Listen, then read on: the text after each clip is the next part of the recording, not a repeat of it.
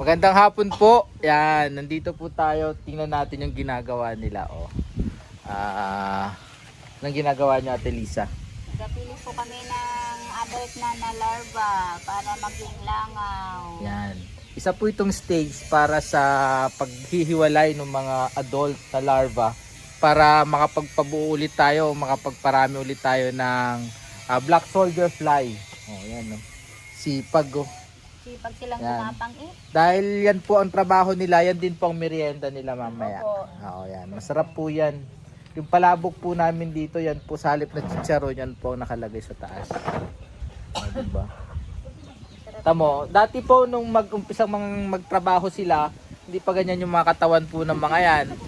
Medyo payat-payat pa po. Pero dahil po larva o yung prinito po na black soldier fly ang merienda nila. Kita nyo naman po ang mga katawan po niyan ngayon, no? Doble na. Ako ang unang katawan. Sunod siya na. Oh, yan, oh.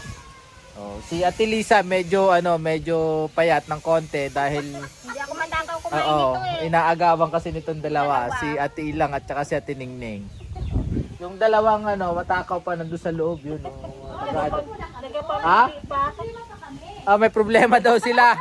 Hindi daw yata nila maubos yung merienda nilang larva. Oh, yan.